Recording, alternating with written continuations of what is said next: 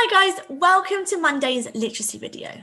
Now this week we have a brand new topic that you'll be finding out later on in the lesson to see what we're going to be doing. For the start of today, I thought we we're going to have a little look at another suffix. So today's suffix is the suffix full. Now this suffix, because obviously a suffix, remember, is a group of letters that goes on the end of a root word and it changes the meaning of our root word. So our suffix today means when something is full of something. Some examples of this suffix would be, for example, hope. We would add hopeful when something's full of hope. Use when something's full of use. Thought would be thoughtful. Beauty, beautiful, and joy, joyful. However, as we've seen before with our suffixes, sometimes when our root word ends in the letter Y, things can get a bit tricky and we have to do different things. Okay, so for example here, beauty, it ends with a Y and a consonant. So that means that the Y would change to an I, so we can add our suffix on the end, like this. However, if our word ends in a Y and a vowel, we just add it to the end and don't change anything. Okay, so if it's a Y and a consonant, we change it to an I. If it's a vowel and a Y, we just leave it and we add it on the end. Okay, I wonder if you can think of any words that end in the suffix full. See if you can have a little brainstorm and see if you can come up with any words that end with this suffix. Great. Now moving on to our learning objective. So of course it's a Monday, so that means it's a read lesson. So our learning objective today is to read and understand a diary entry. So to be successful in today's lesson, we're going to be finding keywords. You're going to be then using those keywords in your answers. You're going to be finding evidence. And if you're trying to aim for the purple success criteria today, you are going to be trying to quote the text in your answer. So today's text, this is going to give you a little hint at the new topic we're moving on to this week.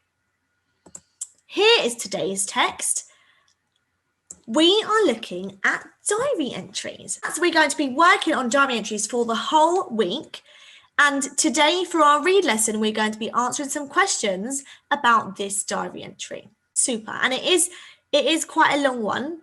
Okay, so we're going to have to really skim and scan today in order to answer the questions. So, as we normally do in school sometimes, I thought we can play a quick game of true or false to get us used to and to practice our skimming and scanning skills with the text. So the first one is the diary was written in September. Now, like we always say when we're answering a question or when we're reading a statement, it's a really good idea to pick out a key word from the question or the statement that we have to skim and scan for. So what do you think a good word that we could be skimming and scanning for in the text would be? We could be skimming and scanning for September. We want to find the date that the diary was written. And actually, if we look at our text initially, we can see here straight away, Thursday, the 19th of January. So is that true or false? That would be false. So I can write false. I'm actually going to false. Next one. Edith woke up with a headache. So again, looking at our keywords, what would be a good word to skim and scan for? Well, I would say it would probably be the word headache. So let's go back to our text. Skim and scan for the word headache.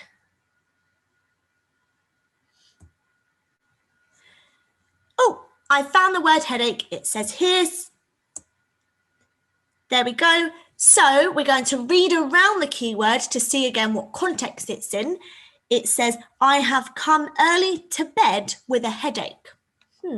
So if we go back to our question, It said Edith woke up with a headache. Well, that would make the statement false because actually she went to bed early with the headache.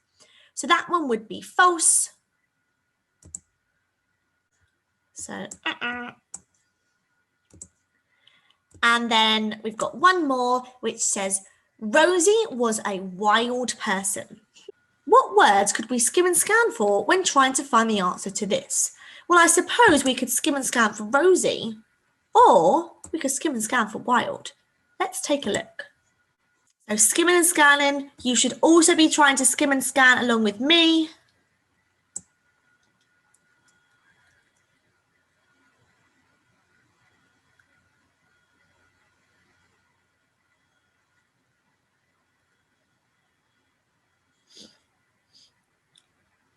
So I found the word Rosie here. I found the name.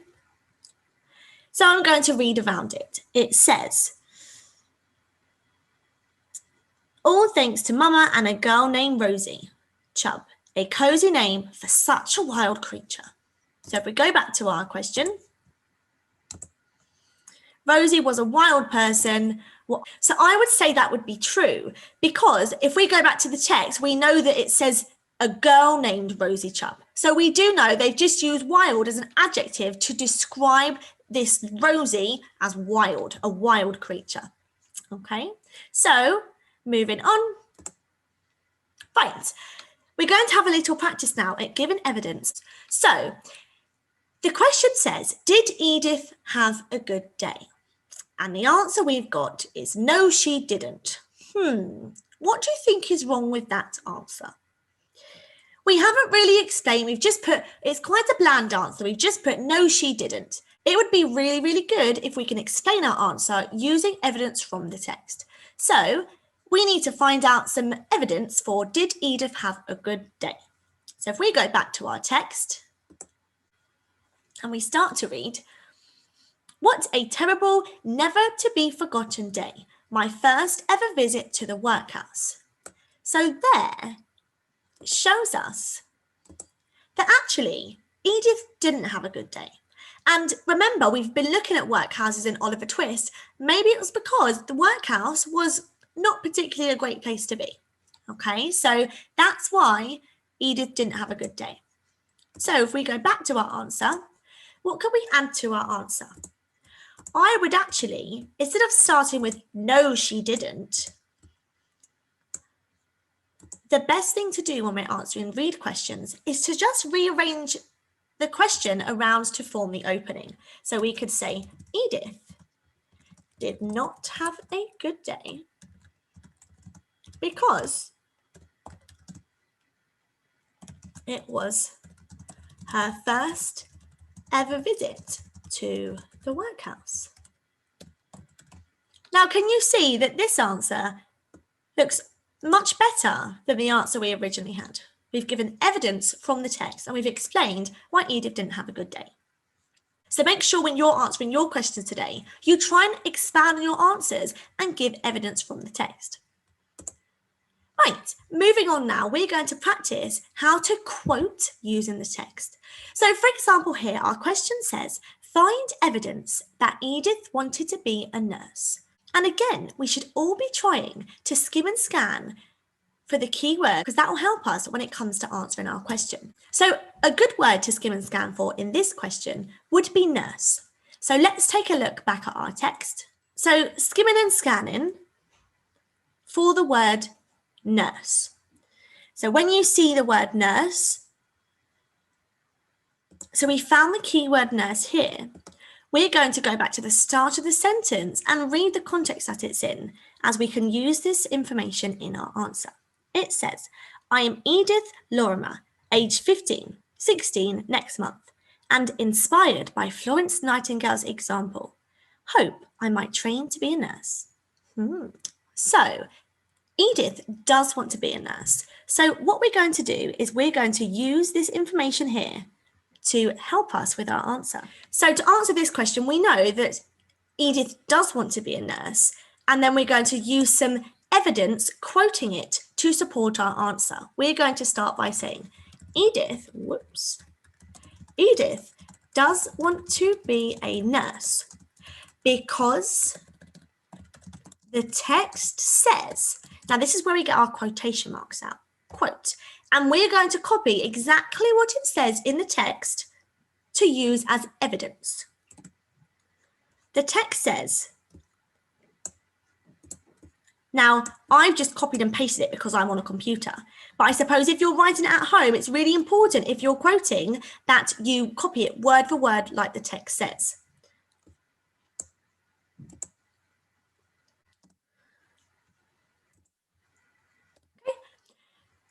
When we have copied exactly what the text says for our evidence, we're then going to put a closed quotation mark and a full stop. So that means in this answer, we've met the purple success criteria because not only have we given evidence, but we've used a quote to support our answer as well. Super. So your task today is to complete today's read question. Use the text to help you. The read questions, there are some easy questions and there are some challenging questions. Today's text might be quite challenging because it's quite a long text. Also, we haven't looked at diary entries yet in year 3, so we're going to have to try really hard because it's a new text for all of us. So try your best. Good luck with today's task and I can't wait to see your work. Bye. See you tomorrow for another literature lesson.